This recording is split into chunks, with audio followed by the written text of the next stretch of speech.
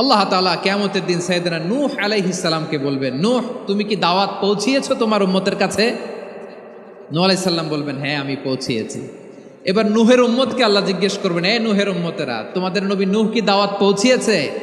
নূহের উম্মত বলবে, না আল্লাহ, আমাদের কাছে কোনো সতর্ককারী আসে নাই, কোনো নবী টবি আসে নাই, কোনো দাওয়াতও আমরা পাই নাই, আপনারাও চিনি নাই, জান্নাতও চিনি নাই, জাহান্নামও চিনি নাই। নূহ আলাইহিস সালাম বিপদে পড়ে যাবেন। তখন আল্লাহ বলবেন, নূহ তুমি বললা পৌঁছিয়েছো, তোমার উম্মত বলে কিছু পায় নাই। নূহ তোমার কি কোনো সাক্ষী আছে? তোমার কথা আর তোমার উম্মতের কথা তো মিলে না। তুমি বললা তুমি আমার নির্দেশনা দাওয়াত পৌঁছে দিয়েছো, কিন্তু তোমার উম্মত বলে পায় নাই।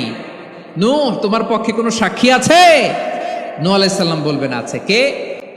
উম্মতে মুহাম্মাদি। তখন আমরা বলবো, আল্লাহ নবী নূহ আলাইহিস সালাম তিনি আপনি যা যা বলেছেন ঠিক তা তার উম্মতের কাছে পৌঁছে দিয়েছে।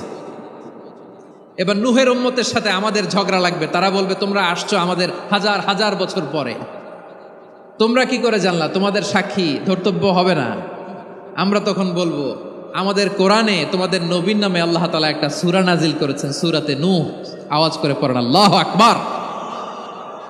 আমরা বলবো, আমাদের কোরআনে তোমাদের নবীর কথা আল্লাহ আমাদেরকে জানিয়েছেন, দিন রাত এক করে তোমাদের কাছে তিনি দাওয়াত পৌঁছেছেন। তোমরা কানের মধ্যে হাত দিয়ে রাখতা, চেহারাটা কাপড় দিয়ে ঢেকে রাখতা, আল্লাহর নবী নূহকে পিটিয়ে ছালা দিয়ে পেঁচিয়ে তোমরা পাহাড়ে তুলে রেখে আসতা, সব আমরা জানি।